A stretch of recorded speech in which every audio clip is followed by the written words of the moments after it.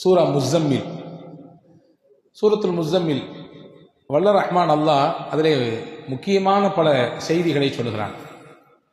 குறிப்பாக முதல் செய்தி என்னவென்றால், முஹம்மது நபி ஸல்லல்லாஹு அலைஹி வஸல்லம் அன்னவர்களின் சிறப்பு பெயர் தான் முஸ்ஸம்மில் என்பது. எங்கேயுமே அல்லாஹ் குர்ஆனில் நீங்கள் திருப்பி பாருங்கள், யா முஹம்மத் என்று அழைத்தானா என்று பாருங்கள். யா என்ற வார்த்தை இருக்கிறதே அழைப்புக்கான வார்த்தை. அரபியில் ஒருவரை அழைக்க வேண்டும் என்றால் அப்துல்லா அப்படின்னு கூப்பிடுறோம்ல, ஃபாத்திமா அப்படி கூப்பிடுறோம். இதே மாதிரி ஒரு அரபியில் ஒருவரை கூப்பிட வேண்டும் என்றால் யா அப்துல்லா, அப்துல்லாவே, யா முஹம்மத், முஹம்மதே என்று அழைப்பார்கள். அல்லாஹ் குர்ஆன் மொத்தத்திலையும் நீங்கள் ஃபாத்திஹாவிலிருந்து எடுத்துக்கொள்ளுங்கள் நாஸ் வரை எங்கேயும் அல்லாஹ் ரசூலுல்லாவை பெயரை சொல்லி அழைக்கவே இல்லை, யா முஹம்மது என்று அழைக்கவில்லை. என்ன காரணம் எழுதுறாங்கன்னா, முஹம்மது ஸல்லல்லாஹு அலைஹி வஸல்லம் மீது அல்லாஹ் வைத்த தனி மரியாதை, அவர்களுக்கும் நாயகத்திற்குமான அல்லாஹ்விற்குமான தொடர்பு, அந்த பிரியம், அந்த பாசத்தின் வெளிப்பாடு. ஒருத்தவரை அவருக்கு இருக்கக்கூடிய இயற்பெயரை விட்டுட்டு அவருக்கான சில அடையாள பெயர்கள் இருக்கும், செல்ல பெயர் இருக்கும், அதை கூப்பிட்டு அழைப்பதன் மூலமாக அவருக்கும் நமக்குமான நெருக்கத்தை அது வெளிப்படுத்தும். நம்ம வீட்டில் 4-5 பிள்ளைங்க இருக்கும், ஆனா குட்டின்னு சொல்லி கடைசி பிள்ளைய கூப்பிடுவோம் இல்லையா? ராஜா என்று சொல்லி அழைப்போம், செல்லம்மான்னு சொல்லுவோம். என்ன அர்த்தம்? அதுக்கு வேற பேர் வச்சிருப்பாங்க. அந்த குழந்தையின் மீது நமக்கு இருக்கக்கூடிய பிரியத்தை அது வெளிப்படுத்துகிறது. நபிகள் ஸல்லல்லாஹு அலைஹி வஸல்லம் அன்னவர்களை பிரியத்தோடு அல்லாஹ் அழைக்கிறான், யா அய்யுஹல் முஸ்ஸம்மில், போர்வை போர்த்தி கொண்டிருக்கக்கூடிய நபியே என்று அழைக்கிறான். எதற்கு இந்த வசனத்திலே அல்லாஹ் போர்வை போர்த்தி கொண்டிருக்கக்கூடிய நபியே என்று கூப்பிடுகிறான்? இந்த வசனத்தின் பின்னணி என்ன என்றால், வரலாற்று ஆசிரியர்கள், திருக்குர்ஆனுடைய விரிவுரையாளர்கள் சொல்கிறார்கள், முஹம்மது ஸல்லல்லாஹு அலைஹி வஸல்லம் அவர்களுக்கு முதலாக திருக்குர்ஆனில் சில வசனங்கள் இறங்கியது. முதல் இறங்கிய அத்தியாயம் இக்ரா பிஸ்மி ரப்பிக்கல்லதி ஹலக், சூரா அலக்கினுடைய முதல் 5 வசனங்கள். இது ஹிரா குகையில் வைத்து, ஜபலே நூர் என்று சொல்கிறோமே, குர்ஆன் இறங்கிய இடம் இன்றைக்கு மக்காவில் இருக்கிறதே, அந்த குகையில் நபிகள் இருக்கிற பொழுதுதான் ஜிப்ரீல் அலைஹிஸ்ஸலாம் கொண்டு வந்து இறக்குனாங்க, கொடுத்தாங்க. அந்த குகையில வஹியை வாங்குறதுக்கு முன்னாடி சில குறிப்பிட்ட நாட்கள் நபி ஸல்லல்லாஹு அலைஹி வஸல்லம் அவர்கள் தனிமையில் தங்கியிருந்தார்கள். காபாவை அங்கிருந்து அல்லாஹ் எப்படி அந்த குகையினுடைய அமைப்பை அந்த இடத்துல ரசூலுல்லாஹ் தேர்வு செஞ்சாங்கன்னா, அங்கிருந்து பார்த்தா துல்லியமா காபா தெரியும். காபாவினுடைய வியூ பாயிண்ட் ரொம்ப துல்லியமாக தெரியும். காபாவை பார்த்து கொண்டே அல்லாஹுவை தியானம் செய்து கொண்டிருந்தார்கள் பெருமானார் ஸல்லல்லாஹு அலைஹி வஸல்லம். 40 நாட்களினுடைய அந்த தொடர் தியானத்திற்கு பிறகுதான் நபிகள் ஸல்லல்லாஹு அலைஹி வஸல்லம் அவர்களுக்கு ஜிப்ரீல் அலைஹிஸ்ஸலாம் வந்தாங்க. இன்னும் சில அறிவிப்புகள் இருக்கிறது, நபி ஸல்லல்லாஹு அலைஹி வஸல்லம் நபித்துவம் பெறுவதற்கு 3 வருடத்திற்கு முன்பாகவே அந்த ஜபல் நூருக்கு போய் வரக்கூடிய அந்த வழக்கத்தை, அடிக்கடி தனிமையில் போய் உட்கார்ந்து திக்ர் செய்வது, அல்லாஹ்வை தனிமையில் ஓர்மைப்படுத்துவது, இதை செய்து கொண்டிருந்தார்கள் என்ற குறிப்பும் இருக்கிறது. சரி, நான் சொல்ல வர செய்தி என்னன்னா, வசனங்கள் முதலில் சில இறங்கி இருக்கிறது. ஜிப்ரீல் அலைஹிஸ்ஸலாமை தன்னுடைய சொந்த உருவத்தில் நபி ஸல்லல்லாஹு அலைஹி வஸல்லம் பார்த்தாங்க. உங்களை மாதிரி என்ன மாதிரி தோற்றம் இல்லை. ஜிப்ரீல் அலைஹிஸ்ஸலாம் அல்லாஹுவின் வஹியை உலகத்தில் இருந்த ஒட்டுமொத்த நபிமார்களுக்கும் இறக்கியவங்க. ஆதம் அலைஹிஸ்ஸலாம் காலத்திலிருந்து கடைசியாக அனுப்பப்பட்ட முஹம்மது ஸல்லல்லாஹு அலைஹி வஸல்லம் காலம் வரை வந்த நபிமார்கள் அனைவர்களுக்கும் வஹியை கொண்டு வந்தது யார் என்றால் ஜிப்ரீல் அலைஹிஸ்ஸலாம் தான். நீங்க சாதாரண நினைக்கிறீங்க, வஹினா ஒரு தபால் மாதிரி தானே, ஒரு செய்தி தானே, ஒரு போஸ்ட் தானே, அதை கொண்டு வந்து கொடுத்துட்டு போயிடுவாங்க. அப்படி இல்லை. அல்லாஹ் சூரத்துல் முஸ்ஸம்மில் இன்ன கௌலன் ஸகீலா என்று அல்லாஹ் சொல்கிறான். கனமிக்க வெயிட்டான வார்த்தை. அந்த வார்த்தை இருக்கிறதே இறைவனின் வார்த்தை ரொம்ப கனமானது. எந்த அளவுக்கு கனம்னா, ஸைத் இப்னு சாபித் ரலியல்லாஹு சொல்றாங்க, ரசூலுல்லாஹ் ஒரு நாள் என்னுடைய மடியில் தலை வைத்து படுத்திருந்தார்கள். அந்த நேரத்தில் அவர்களுக்கு வஹி வந்தது போன்று நபிகள் உணர்ந்தார்கள். மேனியெல்லாம் வேர்த்தது. ரசூல் ஸல்லல்லாஹு அலைஹி வஸல்லம் உடைய உடம்பெல்லாம் அப்படி வேர்வை பூத்து நிக்குது. அது மட்டும் இல்ல, நல்லா போய்கிட்டு இருந்த அந்த உறக்கம் திடீரென்று விழித்தார்கள். என் காலு வலிக்கிற வலியை பார்த்தா எனக்கு என்ன பயம் ஏற்பட்டு போச்சுன்னா, நபி ஸல்லல்லாஹு அலைஹி வஸல்லம் தலை இருக்கக்கூடிய அந்த பகுதி, அந்த எலும்பு அப்படி ஒடிஞ்சிருமோன்னு பயப்பட்டேன். உள்ள இருக்கிற எலும்பு சுக்குநூறாக உடைந்து போய்விடுமோ என்று அச்சப்பட்டேன். அந்த அளவுக்கு வெயிட். கொஞ்ச நேரத்துக்கு பின்னாடி எந்திரிச்சாங்க, வேர்வையை தொடச்சாங்க. ஜிப்ரீல் வந்துட்டு போனாரு, சில வசனங்களை கொடுத்துட்டு போனாலும் சொன்னாங்க. என் மேனியில், என்னுடைய உடலில் நாயகத்தின் தலை துண்டு மட்டும்தான் இருந்துச்சு. அதையே என்னால் தாங்கிக்க முடியலன்னா, ரசூலுல்லாஹ் அந்த வஹியை எவ்வளவு தூரம் அதை உள்வாங்குவாங்க, எவ்வளவு கனமாக இருக்கும் அது. அந்த கனமான வார்த்தைகளை கொண்டு வந்து தரக்கூடியவர்கள் தான் ஜிப்ரீல் அலைஹிஸ்ஸலாம். அதனால அவங்க தோற்றமே வித்தியாசமானது, அவர்களின் தோற்றம் எப்படி இருக்கும் ஹதீஸிலே வந்திருக்கிறது. ரசூலுல்லாஹ் உண்மை தோற்றத்தில் பார்த்தார்கள், அவர்களுடைய இயற்கை தோற்றத்தில் வானத்திற்கும் பூமிக்கும் இருந்தார் ஜிப்ரீல். அதை பார்த்துட்டு தான் ஒரு விதமான ஒரு கலக்கம், ஒரு விதமான பதட்டம் நபிக்கு. அப்படியே வந்தார்கள் ஹஸரத் சய்யிதத்துனா ஹதீஜா ரலியல்லாஹு தஆலா அன்ஹா இடத்துல.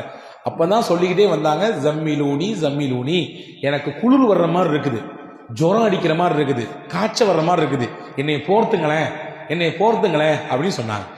ஹதீஸிலே வந்திருக்கிறது. அதற்கு பிறகு ஹஸரத் ஹதீஜா அம்மா முதல்ல அவங்களுக்கு ஆறுதலா சொன்னாங்க. பொதுவாகவே கணவன்கிட்ட மனைவி சில விஷயங்கள் சொன்னாலும் அல்லது மனைவிட்ட கணவன் 4 வார்த்தை ஏதாவது சொன்னாலும் முதல்ல ஆசுவாசப்படுத்தணும், நிதானத்துக்கு முதல்ல அவரை அடைய வைக்கணும். அந்த அம்மாவை முதல்ல நிதானப்படுத்தணும், அதுக்கு அடுத்து மற்ற விஷயங்கள்லாம் சொல்லிக்கலாம். இந்த அம்மாட்ட வந்து ரசூல் ஸல்லல்லாஹு அலைஹி வஸல்லம் என்னைய போத்துங்களேன், எனக்கு ஒரு மாதிரி இருக்குன்னு சொன்ன உடனே முதல்ல ஹஸரத் ஹதீஜா அம்மா சொன்னாங்க, கல்லா லா யுஹ்ஸிக அல்லாஹு அபதா, நபியே நீங்க பதட்டப்படுற மாதிரி ஒன்றும் நடக்கல, அல்லாஹ் உங்களை ஒரு காலம் கைவிடவே மாட்டான், நீங்க வந்து பதட்டப்பட தேவையில்லை. காரணம் என்னன்னா உங்களிடத்துல நிறைய சிறப்பு தன்மைகள் இருக்கிறது. முக்கியமாக இன்னக லதஸிலுர் ரஹிம, உறவை இணைந்து வாழக்கூடியவர்கள் நீங்கள்.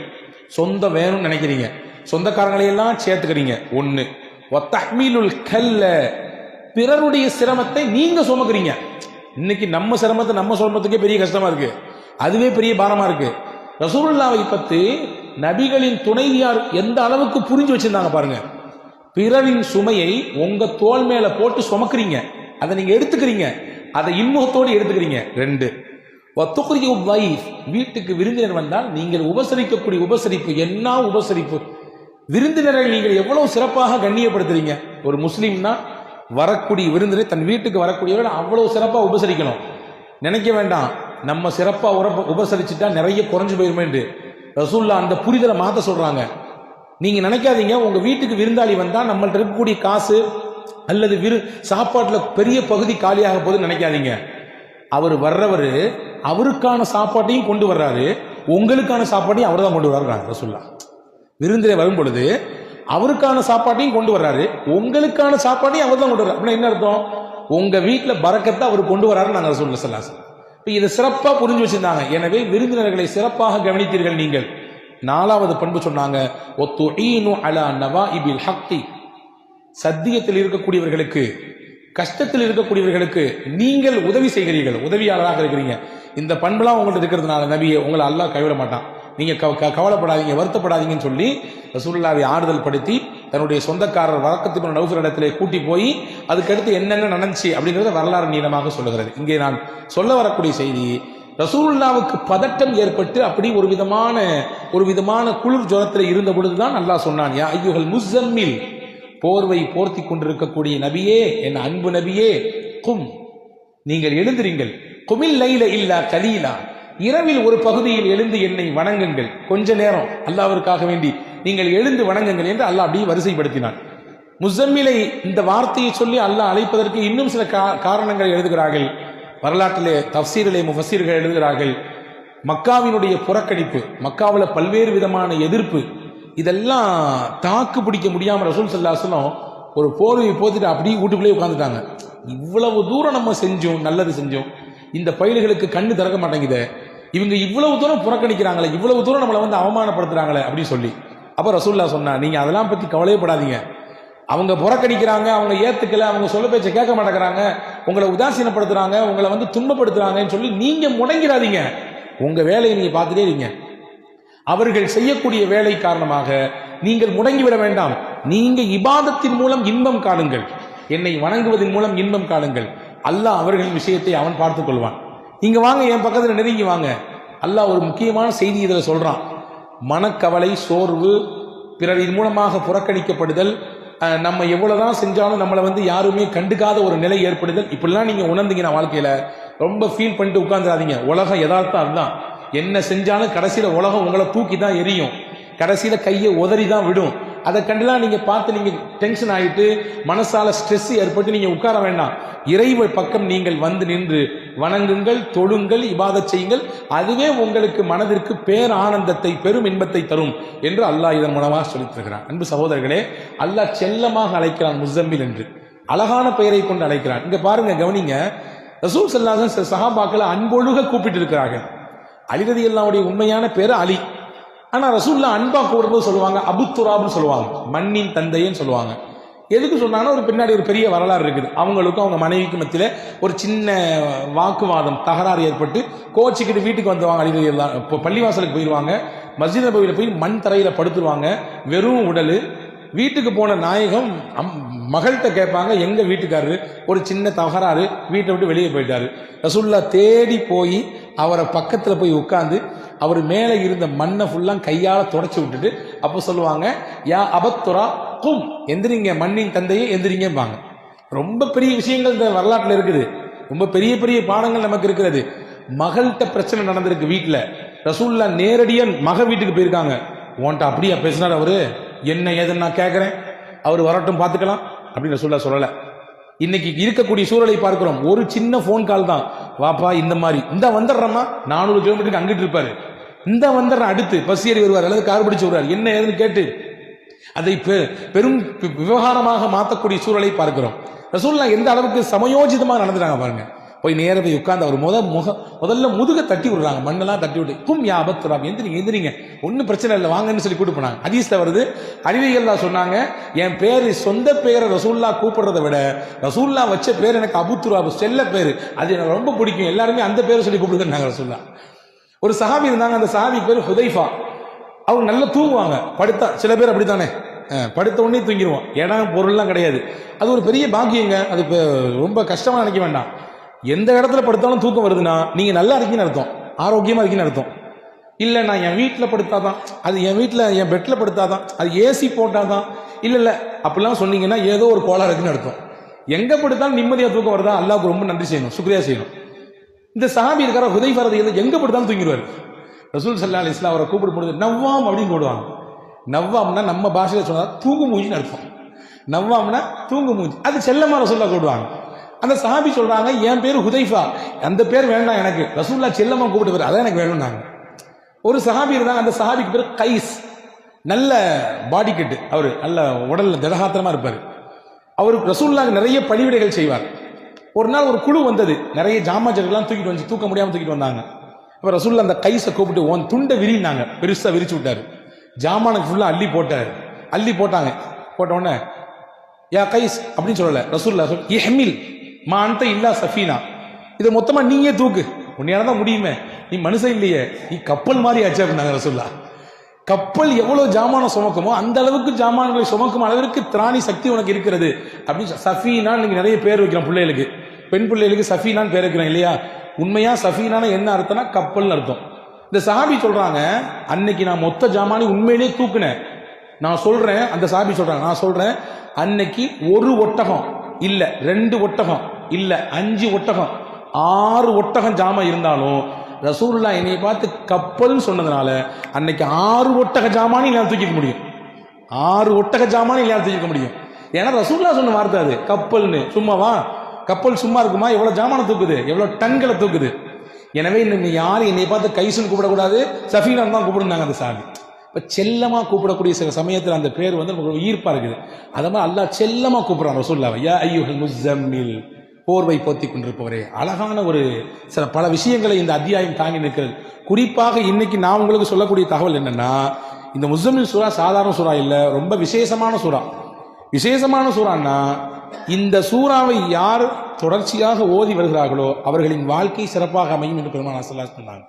சிறப்பான வாழ்க்கை அமைய வேண்டும் என்று எதிர்பார்க்கக்கூடியவர்கள், உலகத்தில் வாழ்க்கையும் சிறப்பாக இருக்கணும், மௌத்தும் சிறப்பாக அமைய வேண்டும் என்று நினைத்தால் தொடர்ச்சியாக சூரத்துல் முஸம்மிலை ஓதி வாருங்கள் என்று சொல்கிறார்கள். இது முஸம்மிலால் சூறாவினால் கிடைக்கக்கூடிய முதல் பயன். 2வது பயன் என்ன தெரியுமா? வாழ்க்கையில் எல்லாத்துக்கும் கஷ்டம் இருக்கு, எல்லாத்துக்கும் சிரமம் இருக்கு, எல்லாத்துக்கும் துன்பம் இருக்கு, எல்லாத்துக்கும் நெருக்கடி இருக்குது. எல்லா நெருக்கடிக்கும் கஷ்டத்தையும் அல்லாஹ்விடத்திலே நாம் முறையிடுகிறோம். அதற்கு எளிமையான வழியை ரசூலுல்லாஹ் கத்து தராங்க. மன் கரஅ சூரத்துல் முஸம்மில் ருஃபிஅ அன்ஹுல் உஸ்ர ஃபித் துன்யா வல் ஆখিরা. யார் சூரா முஸம்மிலை ஓதுவாரோ அவருக்கு உலகத்தில் இருக்கக்கூடிய சிரமத்தையும் மறுமையில் இருக்கக்கூடிய சிரமத்தையும் அல்லாஹ் நீக்கி தருகிறான். நாங்கள் ஸல்லல்லாஹு அலைஹி வஸல்லம் எவ்வளவு பெரிய சுப செய்தி. என்ன சிரமமானாலும் சரி, அது உங்க குடும்பம், தொழில், நீங்க சந்திக்கக்கூடிய சமூகம், உங்க பிள்ளைங்க, உங்களை சுத்தி இருக்கக்கூடிய என்ன சிரமம் கஷ்டமானாலும், இன்னும் சில அறிஞர்கள் சொல்கிறார்கள், உங்களுக்கு கண் பாடுகள் மூலமாக அல்லது வேறு யாராவது மூலமாக ஏற்படுத்தப்பட்ட செய்வினையின் மூலமாக ஏற்படக்கூடிய கோளாறு, இதையெல்லாம் கூட முறிக்கும் ஆற்றலை அல்லாஹ் சூரத்துல் முஸம்மிலே வழங்கியிருக்கிறான் என்று சொல்கிறார்கள். இது இரண்டாவது பலன், சூரா முஸம்மினால் அதை ஓதுவதன் மூலமாக. மூன்றாவது முக்கியமான பலன், நினைத்த காரியம் நமக்கு கைகூட வேண்டும் என்று ஆசைப்பட்டால். நம்ம நிறைய நினைப்போம், என் பிசினஸ்ல நான் ஒரு குறிப்பிட்ட வருஷத்துல இவ்வளவு உயர்தன்னு நினைப்போம், என் பிள்ளைய நான் இந்த மாதிரிலாம் படிக்க வைக்கணும்னு நினைப்பேன் இல்லையா, என்னுடைய குடும்ப அமைப்பை இப்படி மாற்றணும், இந்த லெவலுக்கு உயர்த்தணும்னு நினைப்பேன், என்னுடைய தொழிலை இப்படி என்ன ஆனாலும் சரி, என்ன நல்ல நினைப்பாக இருந்தால், ஹலாலான நினைப்பாக இருந்தால், ஹைரான நினைப்பாக இருந்தால், அந்த நினைப்பு நிறைவேற வேண்டும் என்று ஆசைப்பட்டால், முக்கியமா முக்கியமா முக்கியமா இந்த உலகத்திலேயே முஹம்மது ஸல்லல்லாஹு அலைஹி வஸல்லம் அன்னவர்களை கனவில் பார்க்க வேண்டும் என்று பிரியம் இருந்தால், யாருக்கு தான் பிரியம் இருக்காது? இருக்கா இல்லைங்க? எல்லாத்துக்கும், எல்லாருக்கும் இருக்குது. நபிகளை கனவில் பார்க்க வேண்டும். நபிகளுடைய அடக்க ஸ்தலத்தை பார்க்கிறோம், அங்கேயே நம்மளால நிக்க முடியல, நமக்கு உள்ளமெல்லாம் அப்படி உருகி போயிருது இல்லையா? அந்த பூமானை நம்முடைய கனவிலே கண்குளிர பார்க்க வேண்டும் என்று ஒருவர் ஆசைப்பட்டால், இந்த ரெண்டும் நடக்கணும்னா ஹஸரத் ரசூல் ஸல்லல்லாஹு அலைஹி வஸல்லம் சொன்னாங்க, முஸம்மில் சூராவை தொடர்ச்சியா ஓதிப்பாங்க, டெய்லி ஓதுங்க, ஒரு தடவையாவது ஓதிடுங்க. ஓதினால் இந்த ரெண்டும் நடக்கும், உங்களுடைய நினைத்த காரியமும் கைகூடும். நாயகம் ஸல்லல்லாஹு அலைஹி வஸல்லம் அவர்களை நம்முடைய வாழ்க்கையிலேயே நம்முடைய கனவிலே தரிசிக்கின்ற பாக்கியத்தை அல்லாஹ் தருவான் என்கின்ற சுப செய்தியை நபிகள் சொல்லித் தருகிறார்கள். அப்படிப்பட்ட மகத்தான சூறாவை தான் இன்று நாம் ஓதியிருக்கிறோம். வல்ல அல்லாஹ் இந்த சூறாவில் என்னென்ன நன்மைகள் இருக்கிறதோ எல்லா நன்மையும் நமக்கு நம்முடைய குடும்பத்தினர்களுக்கு நிறைவாக தந்தல் புரிவானாக. நமக்கு என்னென்ன சிரமங்கள், கஷ்டங்கள், துன்பங்கள் இருக்கிறதோ எல்லா துன்பங்களையும் கஷ்டங்களையும் இன்ஷா அல்லாஹ் ஓதுவோம் இந்த சூரா முஸம்மிலை. இதன் வழியாக அல்லாஹ் நீக்கி தருவானாக. முக்கியமாக நபிகள் பெருமானார் ஸல்லல்லாஹு அலைஹி வஸல்லம் அவர்களை நம் ஜீவிதத்திலேயே நம்முடைய வாழ்க்கையிலேயே கனவிலே கண்டுகளித்து ஆனந்த பரவசம் அடைகிற நல்ல பாக்கியத்தை உங்களுக்கும் எனக்கும் எல்லா மக்களுக்கும் வழங்கி புரிவானாக. ஆமீன். வாஹிரு தாவானா அல்ஹம்துலில்லாஹி ரப்பில்